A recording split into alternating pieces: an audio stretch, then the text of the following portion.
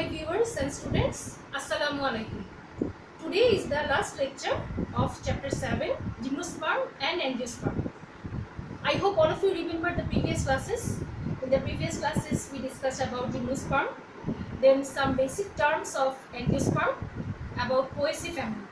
So today we are going to discuss about dicot plants. All of you know what dicot is. Dicots are those angiospermic plants in which there are two cotyledons. There are some other characteristics such as taproot system is present. What is taproot? Taproot means the main type of root system that is present that contains primary, secondary, tertiary branches. Okay, and flower is tetramerous or pentamerous. Tetramerous means all the members of flowers, they are all the whorls, they are either 4 or multiple of 4 in number, or multiple of 5 or 5 in number. Okay, so that means if there is a sepal or petal, it may be 4 or multiple of 4 in number, or 5 or multiple of 5 in number. That is termed as tetramerous or pentamerous. So leaf venation is reticulate. These are the characteristics of dicot plants. Among dicot plants in your syllabus, Malvaceae family is included.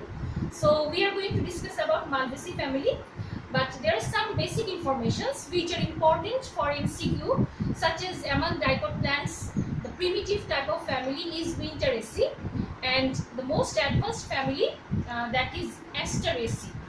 So these are basic informations. From Malvaceae, we are going to know few informations. First, we are going to know about identifying characteristics, then floral formula and its explanation, floral diagram and its explanation, and economic importance with some scientific names of plants. So let us start from identifying characteristics. Look at the identifying characteristics. First characteristics is young part of plant is hairy and mucilaginous. It means if we see the young part of the plant, it will contain hair and it is mucilaginous, that is slippery type of substances are present.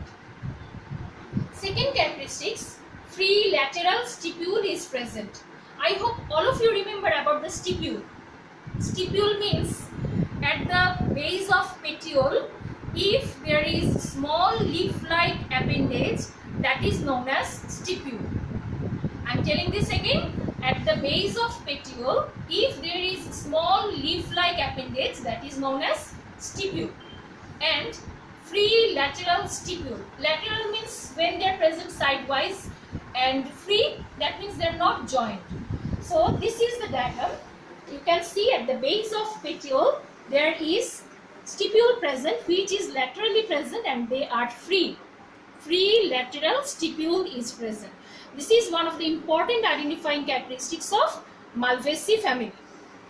Next characteristics, flower is solitary and epicalyx is present.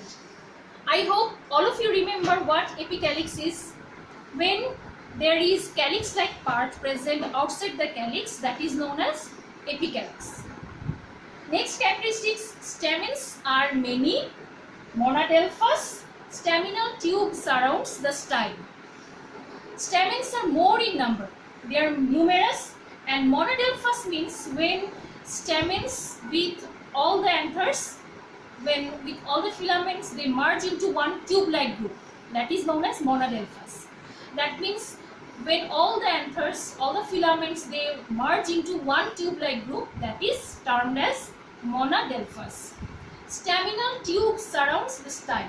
It means when you do practical, then in case of Chanaros, you will see that if this is the style, if this is the style, suppose these are the stigma, this is stigma, so then there will be staminal tube. This is the staminal tube, and here, from here, all the stamens are arranged. So this is the staminal tube, and staminal tube will surround the style. Inner part is known as style, and this is staminal tube. So staminal tube surrounds style. Next, anther is reniform and one chamber.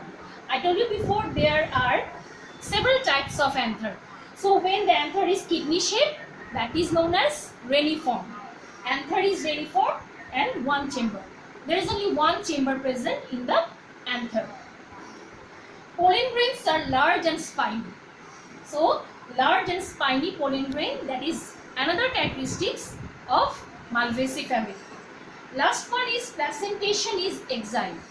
I hope all of you remember exile placentation, but still if you look at this diagram, it will be clear for you to understand that what exile placentation is. Exile placentation means the type of placentation where placenta is present at the center and ovary is divided into many chambers. That is known as exile placentation. So when placenta is present at the center, I hope all of you know what placenta is. Placenta means tissue of the ovary from which ovule is produced. So placenta, when it is at the center and ovary is divided into many chambers, that is known as exile placentation. So this question, this is very important for your exam, for all types of exam, for your upcoming pre-test exam, for test exam, for your HSC exam. If identifying characteristics come in exam, it will come for 3 marks. So you will write down these characteristics and you have to add few diagrams. Such as you can draw here free lateral stipule, you can draw reniform anther, you can draw large and spiny pollen grain. In your book, there are so many characteristics given, general characteristics, but you have to write down only these identifying characteristics. Be careful about that. No need to write about general characteristics. So learn these identifying characteristics with few diagrams, easier diagrams. Next, we are going to know about floral formula. I hope all of you remember floral formula means there are some letters, there are some symbols, signs through which we can express different wholes of flower, what is their number, how they are connected with each other. So this formula, it is the floral formula of China rose, Hibiscus rosa sinensis. There is no bract and bracteole present, that's why there is no BR or BRL written here. This sign, I hope all of you remember, this sign, it means actinomorphic flower. Flower is actinomorphic and bisexual. Actinomorphic means when you divide the flower through the center vertically, you can divide it into 2 equal parts more than one time. Actinomorphic means if you divide the flower through the center vertically, you can divide it into 2 equal parts more than one time. Actinomorphic and bisexual flowers. That means both androecium and gynoecium are present. EK5, it means epicalyx. They are 5 in number, so they are free as there is no bracket here. K5, it means calyx. And you know, member of calyx is known as sepal. So sepals are 5 in number and they are joined. C5, it means, C means corolla. Petals are 5 in number and they are free. There is no bracket here, so it means they are free. A, infinity. That means A means androecium, and you know that members of androecium is known as stamen. Stamens are many. Bracket means they are connected, so stamens are many, monadelphous. And this sign, it means epipetalous. That is, stamen is connected with petal. Now about gynoecium. Gynoecium here, from this sign you can understand that ovary is superior and all other parts of flower, they are present below ovary, and there are 5 carpels present. These carpels, they are connected with each other. So that is floral formula of Malvaceae family. Flower is actinomorphic, bisexual, epicalyx is present, they are 5 in number, they are free. Sepals are 5 in number, they are connected or joined with each other. Petals are 5 in number, they are free, but they are connected with stamens. And stamens are many, monadelphous. Epipetalous, ovary is superior, 5 carpels are present, carpels are joined together. So this is about floral formula. Now, if we want to look at the floral diagram, look at this diagram. in each and every part there is a specific meaning. So whenever you draw the diagram for your test copy or for your practical copy, it should be very much specific, because from above, let us start from this. I hope all of you remember what floral diagram is. Floral diagram means when you can express different hordes of flower, all the members, their number, how they are connected with each other, and how they are connected with other hordes, and about placentation, all information of a flower in comparison to mother axis. That is known as floral diagram. So first you have to express mother axis. Mother axis means the axis from which flower is produced. So this is apicalyx. Apicalyx are 5 in number. As I told you in floral formula that they are 5 in number, they are freely present. Look, there is no connection present in between these apicalyx. So this is apicalyx, they are 5 in number. 1, 2, 3, 4, 5. 5 in number and they are freely present. After apicalyx, next inner part is calyx, and you know that member of calyx is known as sepal. So sepals are 5 in number, they are joined together. And here the estivation is valvate. I hope all of you remember about estivation. Valvate type of estivation means when all the members of different hordes of flower, when they are joined with the end, when they are very closely, when they are arranged, that their end parts, they are very closely present, that is known as valvate estivation.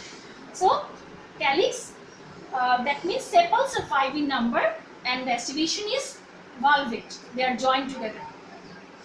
After calyx, the inner part, next inner part is corolla, and all of you know member of corolla is known as petal. So look at this type of estivation. I hope all of you remember when one end will be at upper and another end will be at inner portion. In each and every case, one end is at upper portion outside and another end is at inner side. That one end covers other hole and another end is inserted into another hole, another member. So that type of estivation is known as twisted estivation. So petals are 5 in number and estivation is twisted. But I hope all of you remember that stamens are connected with petal. So this line, it indicates that stamens are connected with petal. And look at the stamens. These stamens, they are many. They are monadelphous. They all merge into one group. That's why this sign is given here. This is stamens, they are connected with petal. Also, they are arranged in one group. So this staminal tube, it is surrounding the style, part of gynoecium. Next, gynoecium, exile placentation is present. So here carpels are 5 in number and ovary, here ovary is divided into 5 chambers. Ovary is superior. So this is about floral diagram. For your exam, floral formula or floral diagram, you have to write it down. Floral formula you have to explain for 3 marks. For 3 marks question, sometimes floral diagram you have to draw it and explain. So these are explanations of floral formula and floral diagram. Last part that we have to know from this part, from this family Malvaceae, that is about economic importance. So there are some economically important plants in this family. So look at the first plant, Hibiscus rosa sinensis. That is scientific name of China rose. Okay. Next, Abelmoschus esculentes. So that is lady's finger. Gossypium herbaceum, Carpus cotton. Hibiscus cannabinus, Hibiscus subterifa. These are one kind of fiber producing plants. Then Hibiscus mutabilis. This is ornamental plant. So all these are scientific names of some important plants which are included in Malvaceae family. Now let us discuss about the economic importance. China rose, Hibiscus rosa sinensis. What is the economic importance? All of you know that this China rose, it is planted in the garden as ornamental plant, and this China rose, it is also important for Jaba Kusum oil. And if you apply China rolls, then what will happen? Your hair will be long and black, your hair will be shining. So to stop hair fall, or if you want to regeneration of your hair, growth of new hair, then you have to apply this China rolls. So this is very important. It has other economic importances also, Hibiscus rosa sinensis, but main importance is for beautification of your hair. Second plant, Ebenmuscus esculentus, that is lady's finger. This is important as vegetable. Also, fibers can be found from lady's finger, from Ebenmuscus esculentus, and for other purposes, this lady's finger, it can be used for diabetic patient. It is very important for different kinds of medicinal purposes. This lady's finger, it can be used. Next, Gossypium herbaceum, Carpus cotton. So we can get thread from this.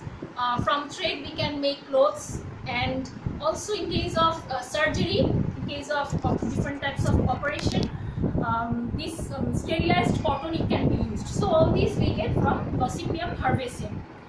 Next, Hibiscus cannabinus, Hibiscus saperifa. From this we can get fibers like jute, not jute fiber.